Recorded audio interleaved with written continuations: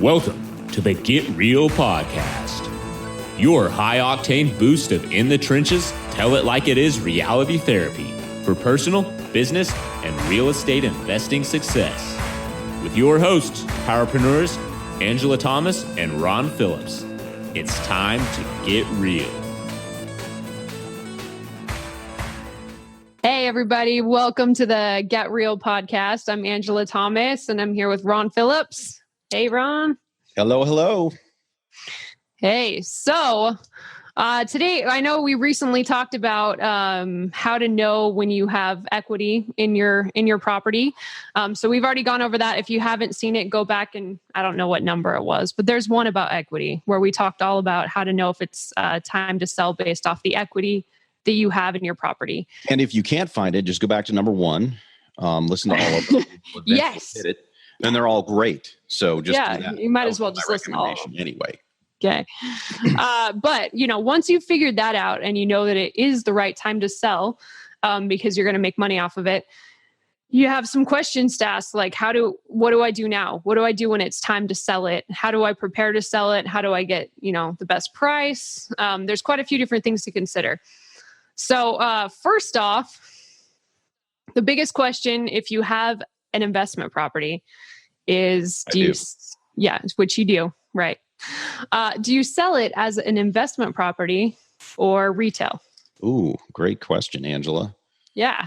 Now we get this question all the time because we help our buyers, like we help them find the property, we help them buy the property, and then we help them through the next steps of their investment journey. So we help them. Like we should do a phone a friend episode where we just pick up the phone and call somebody and ask them some of these questions and just see what they say.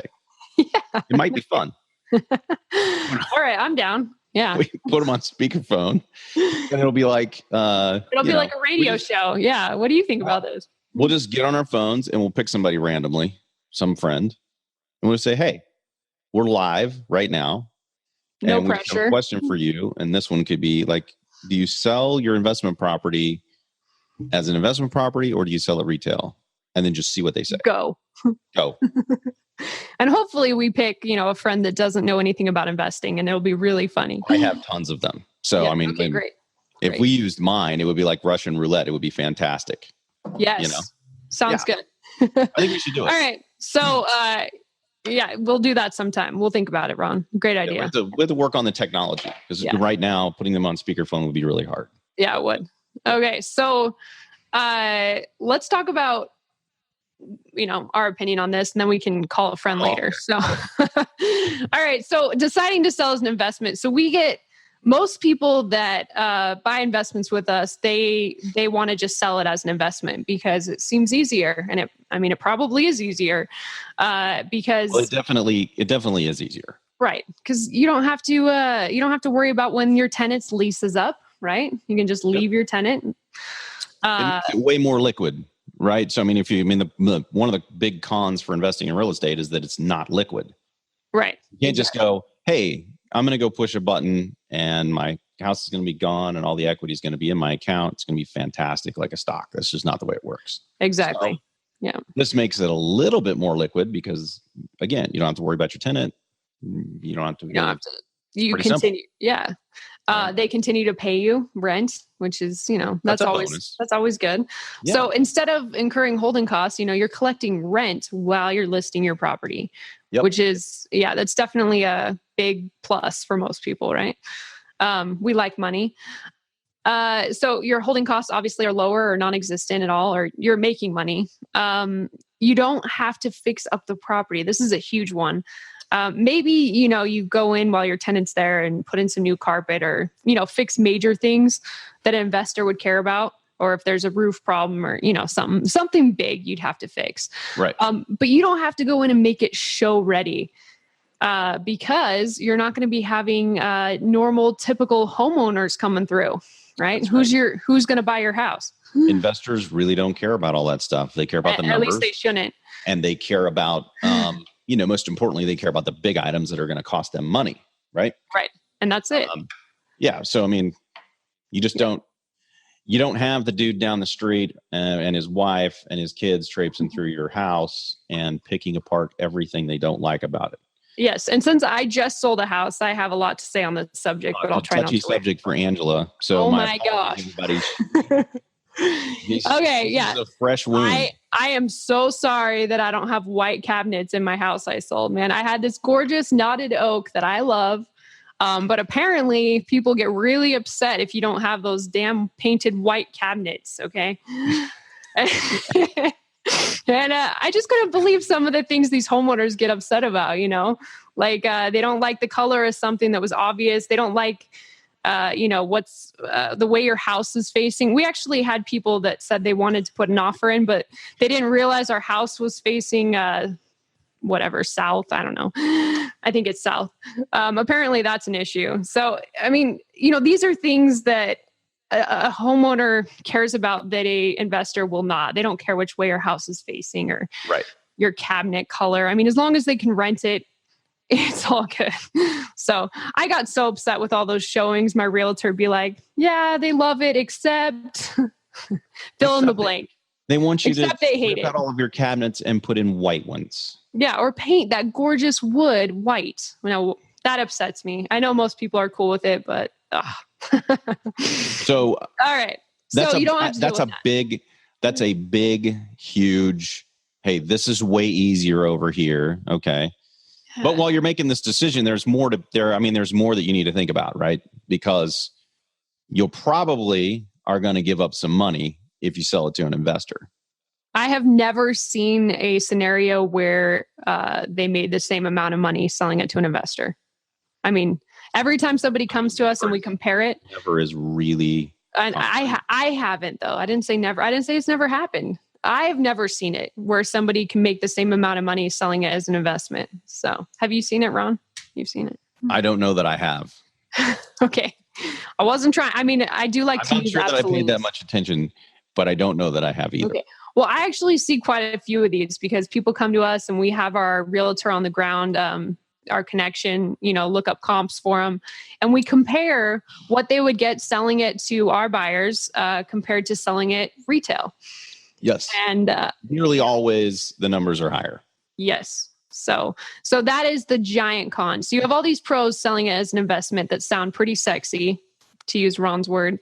But the con, getting less money is the one that really matters, don't you think, as an investor? I mean, that's the big one. Less, then it's a big deal, right? It's a big deal. Usually in a market like we have currently, it is most likely going to be substantially less. Yeah. And once again, this is just a numbers question. You're running a business here. Your investments are a business. Yep. So obviously you have to compare the spread that you would get selling at retail. Does it make up for these other pros that you're missing out on, the pain in the butt, and the fact that if you're selling at retail, like we said, you have to make it show ready and it has to be what people want in this market. So I should have painted my cabinets white. I should have. If I wanted to sell it fast and get top dollar, I should have just bit the bullet and painted those damn cabinets. So that's the big. I don't know if you guys noticed or not, but the cabinets were a touchy subject with Andrew. They're a really touchy subject. I don't agree. Times a week about these people who come in and talk about it. You would think after the 25th person that came in and said, "I just wish it had white cabinets," that Angela would have just said, "Fine, okay, I'll paint them. I'll give you some money to paint the cabinets white." Oh, I did say that, but it just ruined it that they weren't white. So, yeah. But anyway, I was an idiot. I admit it. It's okay. I'm pretty stubborn. Don't be stubborn like me. If you decide to go retail because the price is, Ron's laughing. Sorry. Angela may be stubborn. Those of you who don't know Angela, she may be a little bit stubborn. So like just a tiny bit. All right. Tiny bit. Like a little. It's the German in her. No offense to any of you German people who aren't stubborn. I don't know anybody. I don't know any Germans that aren't stubborn. I don't know any Germans that aren't. I want to hear from you. Yeah. If you don't have a temper and you're not stubborn, I mean, are you really German? We should interview on the podcast because you're an anomaly. There's probably something else really special about you too. We'd love to hear from you. But anyway, so you do have to compare the extra money you're going to get in a retail sale and compare the numbers to the money you're going to have to put in to make it show ready. And, you're going to have to deal with all these extra all this extra crap, all these homeowners going through your house and being picky on your inspection. Let's put this into perspective just for a second, though, because in the reality, are you the one that's going to be dealing with all the crap? No, really, you're not. Because you're not Angela, you're not living in the house, and it's a long ways away from you, and there's someone else who's going to be dealing with all of this stuff. Now, they are going to call you and say, the person didn't like your house because the cabinets weren't white. But you do not have to deal with any of this stuff. You also don't have any emotional attachment to it. So you don't care if they paint your cabinets white because you don't live there. That's correct. Yeah. That's correct. So put in proper perspective and eliminating Angela's crazy story entirely because it's not really relevant at all. Not sure why we wasted 5 minutes on your story, Angela. Hey, ouch. We could edit it out, but I thought it was kind of fun. So no, it was fun. So we'll leave it in. All but anyway, you don't have to deal with all that stuff. So it comes back to a math problem. This is a math problem again, right? So there is a pain in the butt factor. It's going to be smaller than Angela's, but it's still going to be there because you're still going to have to deal with it. Smaller than Angela's butt. Yes. Keep going. Okay. So I completely lost my train of thought now. What have you done to me? I'm sorry. Oh my gosh. Okay. Let's just move on. It's a math problem. It's a math problem. All right. Do the math, do the due diligence. And most of the time for the people that come to us with this issue, it makes way more sense to sell it retail. It just does. And you just have to bite the bullet because you're an investor and you want to make a return. And you want to have enough profit from selling your home that you can invest in something that hopefully makes you more money, right? Isn't that the goal? Yep. Absolutely. There you have it. All right. So is there anything else we need to know, Angela? Yeah, not about me, not about my house. We're done with that. So okay. Let's just move on down the road here. And now that let's just say we've decided to sell our investment property retail. Because most likely that's the best scenario. We are investor sharks and we're gonna make the most money we can here. So top dollar, baby. Top dollar. So first off, quick side note, you do have to make sure that you start selling it obviously after your tenant's lease is up. Right, Ron? I mean, is there any way around that? Part where I told you that it's probably more liquid if you sell it as an investment property. Less liquid if you don't, right? Because if you decide you want to sell it halfway through a 12-month lease, you're probably going to need to wait 6 months. Yep. So sorry. Yeah. Yes, unless you want to buy them out, which you don't. So, all right. So first of all, you have to decide, you have to know your market. So not just knowing when their lease is up, if you're deciding to sell it retail, it's also important to kind of know what market you're in. Or, is it favoring buyers or sellers? How fast are properties moving? What can your house sell for? I mean, those are all important things to know so that you have the correct expectations going into this. Yeah, it's also really important too that whoever you're working with knows the retail market, right? So you wouldn't call me in any one of the markets that I'm in and say, Ron, I want to retail my house.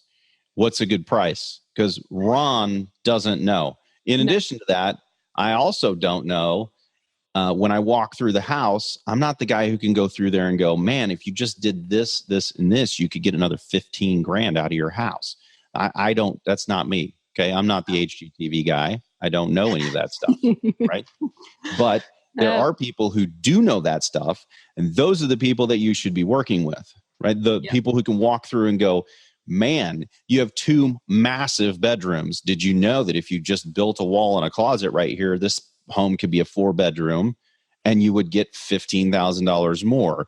Or, did you know that if your cabinets were white? Oh, come on. Don't go there again. Okay. Sorry. So you need to know your market and you need to understand how to maximize the dollar value out of your home, right? Yep. Really, really important. Really important. So if you don't have a, someone on the ground where your property is, I mean, it's easy if your property is, a couple miles away, you can just find a local realtor. Let me just. Okay. It's not easy. Still, you have to have a professional because you are not. So when I sold my house in Utah, I hired a professional. I am a real estate broker. Could have done it myself. Challenge is I'm not a retail agent. You want the best retail agent, sell your property because they're going to get more money from than I would, right? Because people are going to come through, and if I were showing them the house and it matched everything they wanted, I would be signing a contract, right? And I would not understand why we're not moving forward. I don't get it. And I would probably irritate a whole lot of people because I don't like the house. Why are we not buying it? Let's just buy it right now. Yeah. Yep. So do your research. You got to find the best on the ground realtor to find you comps that are accurate, to help you price your house, to help you know how to get top dollar for it, and to get it to move. So you got to make sure they have a good track record and history. Don't hire some newbie that's a relative. Sorry, just had to throw that out there. Yeah, don't hire aunt whoever. No, or your nephew that just got out of realtor school. That's a bad idea. Prison, either way. Or prison. Yeah. Don't hire them. Okay. So you're not flipping your house. You're selling it retail. You've made great profit on it, hopefully the whole time with your tenant. So it's not like you need to do a huge rehab on it. Hopefully it's already, livable. But don't neglect the obvious ways like cabinets to add value to your house. Okay. So do the small stuff that makes a big difference. Yes. It doesn't have to be crazy expensive. Yes. Yeah. So some things I did on my house, and I know it's not the same because it was, not an investment property, but fresh paint to brighten it up. People love bright lighting fixtures. If your lighting fixtures are outdated, those things are cheap. I with my dad, replaced the lighting fixtures myself. I wouldn't recommend it. It took longer than I thought, but it's not that hard. Disclaimer, we would never recommend that. Don't do that yourself. But what I'm saying is it doesn't cost that much to replace lighting fixtures. But we are saying that if Angela can do it, anybody can do it. If I can do it. You can't do it, and Angela can do it. I'm not still suggesting that you not do it. Yes. Okay. Yeah. Disclaimer. New carpet. People and carpet and paint, I just want to say real quick, are not things that people can overlook. You can't just say, I've seen so many houses that are like, we'll give you we'll give you money at close to replace the carpet or to paint it. Bad idea. Because they walk in there and you got gross stained, smelly carpet or, smoke in the walls or gross, whatever, dingy looking. Yeah, people can't overlook that. They'll just think your house is disgusting. And they won't want to live there.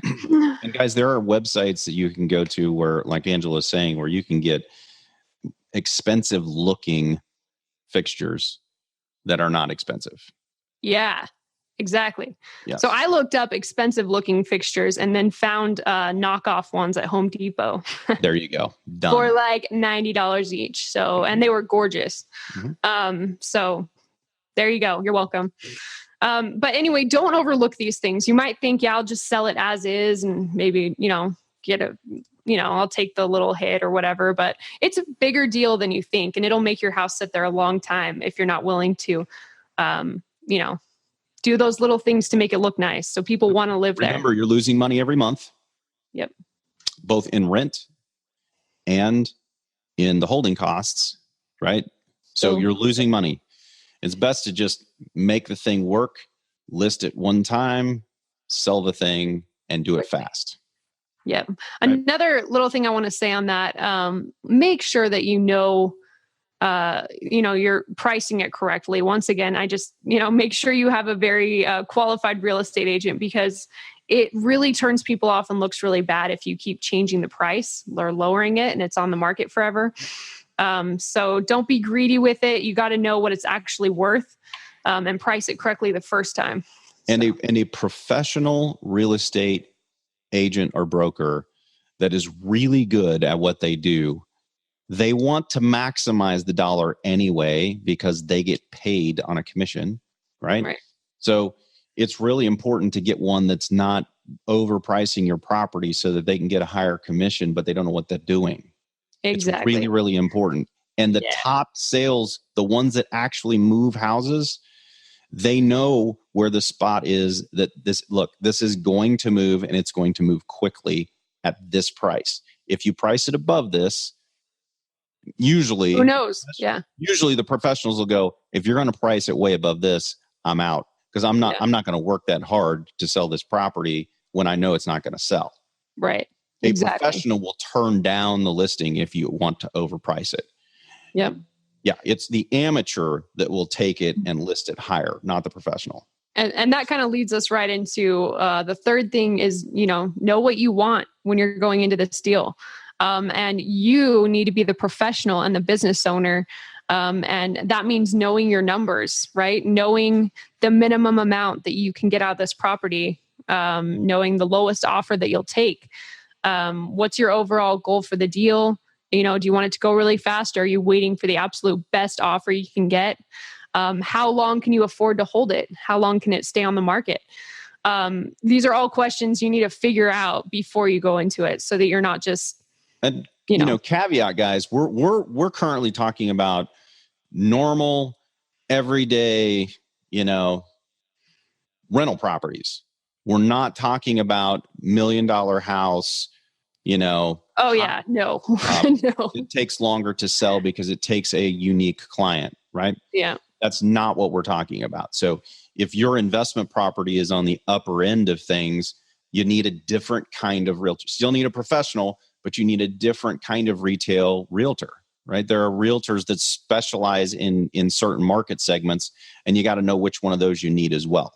So just to clarify, we're talking about the normal, everyday, relatively inexpensive. Yep. The houses that we sell and tell people to buy. That's what we're talking about. Yes. So if you happen to have one and it doesn't fit into this category, then disregard. Most of everything that we talked about is also right. But now you really can't skimp on the fixtures. You really can't skimp on the paint. You really need to make the house look like a little bit better than all the other houses in your price band. And you need a specialized realtor who is going to be able to help you sell that property in that particular price band in those neighborhoods, because it's a different realtor, people. Okay. Yep. Thanks for that, Ron. One last thing I want to say about this too, with expectations. Be prepared. If you're selling retail, you got to be prepared for that inspection. I'm sure most of you have done this multiple times, but it's very rare that an inspection goes super well and there's nothing wrong with your house. And usually your typical homeowner type buyer freaks out about every little thing on that inspection and thinks they're going to be killed in their sleep by things that are ridiculous to, most people. But so you got to be prepared for that, and you got to have a plan in place. Most things they don't cost that much money to repair, and it's usually cheaper to just make the dang repairs than to try to find a new buyer. So make sure you have a plan in place for all the things that might come up in that inspection, and be prepared that it's probably not going to be, smooth. And so don't get offended. Yeah. Right. The inspectors find everything wrong with every house. Yeah. Don't get all pissed off. This is a math problem, right? I mean, sometimes you get this major list of repairs and you're like, I'm not fixing that much stuff. This is absurd, this is ridiculous. My house is fine. It's all tiny little stuff. It's going to cost you like $1,500 to fix, and you're getting all, up in arms. Yeah. I'm sorry to bring mine up again, but I had stuff like a drawer was loose in my bathroom cabinet fixture. Like the drawer was like the screws were loose in the drawer. That took up a big old section on my report. Okay. All I had to do was take a screwdriver and go tighten a couple screws. So, that kind of stuff ends up on your report. And it upsets buyers. They're like, well, the house is falling apart. That drawer's loose. So and it upsets the sellers, and, and then the whole deal turns the whole thing. Yeah. Over what mathematically, people, is not very much money. So, let's just keep your cool when the inspection report comes. Look at this thing from a financial perspective instead of from their assaulting me perspective, right? And then yes, you can make a financial decision that says, okay, this is really not as bad as I thought it was. So, based on that, it's worth me spending $800 to make these people happy, so that I can close my property, not pay more holding costs, not try to find another person, not have this thing sit for another 15 to 30 days. And you got to take into consideration, right? If you get 8 backup offers, you may just say, you know what, screw you. Yeah, exactly. Right? Exactly. But if you don't have 8 backup offers, again, this is a math problem. You can't. Yeah. And how long did it take you to get that first offer? That's another thing, right? If it sat there for, 30 days or whatever, and you didn't get an offer. Understand too, that the next person's going to do an inspection. They're probably going to find the same stuff, maybe more. You don't know. And it's going to take 30 days minimum for them to close with their loan. So you're pissing away more time and you're stepping over dollar bills to pick up nickels, unless the thing is really, really expensive, whatever they want you to fix, and it's absurd. Yeah. Because if it's expensive to fix and it's not absurd, you're still going to have to fix it. Right. Right. So sorry. Don't lose your brain. Sometimes when people are selling properties, they completely go lunatic. And they take it personally. You got to know none of this is personal. It's not an assault on you. Like white cabinets. Yeah. Okay. I took it personally. Fine. But don't be like me. All right. Don't be like Angela. Don't be like Angela. I'm going to put it on a bracelet. You guys can get it. Okay. So basically what we're saying here, do your research, use this podcast maybe to, go through and look at all these different aspects of your property. And you got some decisions to make before you actually jump out and put it on the market. And if you make all these decisions in advance, it makes your life a whole heck of a lot easier. So that's all I got to say on this. Ron, you good? I was just searching don'tbelikeangela.com. Oh my God. It is available. So technically, really? If we wanted to put up a site and sell Don't Be Like Angela bracelets, we could. Domain is available. All right. Yeah. Is it cheap? Is it like $11? I also would like you to note that, it's 99 cents, but it says on the other side, the reason this is great is because don't and like are high value keywords. Hey. Average is like $2,000 for a website like this. All right. Widely used keywords. So now I got to go buy it so nobody else does. Now I want you guys to all know that we had no intention of monetizing our podcast, but it sounds like there may be a side hustle going on here where Angela and I are going to sell Don't Be Like Angela. Don't Be Like Angela bracelets for all of you guys. I'm glad we'll probably come up with something cool for the guys, right? We don't want them to have like a bracelet. They'll be like those cool, plastic bracelets that guys wear. Yeah, with the Don't Be Like Angela hashtag neutral. Don't Be Like Angela on it. Gender neutral, which will also not get us in trouble. Yes, fantastic. And they'll be cheap. So, okay. That way, all of the genders, I don't remember how many there are, but all of them can wear it and feel like they're okay. Yeah. Done. Yeah. I love it. Don'tbelikeangela.com. Okay, check it out. Also, on a more serious note, if you want to check out our podcast, go to getrealestatesuccess.com. Which is sometimes not serious, let's be honest. I like it.